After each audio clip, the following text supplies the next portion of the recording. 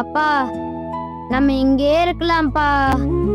இல்லடா தரணி, நம்ம 4 பேரும் நம்ம வீட்டுக்கு போலாம். சரியா? போலாமா? வரமாமா? வரத வர சுரேஷ்.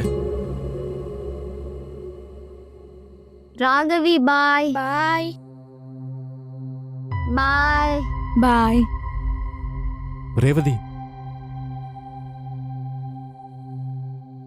அண்ணன் இருக்கண்டா. தெரியுண்ணே. ஏதாவது ஒண்ணுன்னா கூப்பிடு. சரிண்ணே.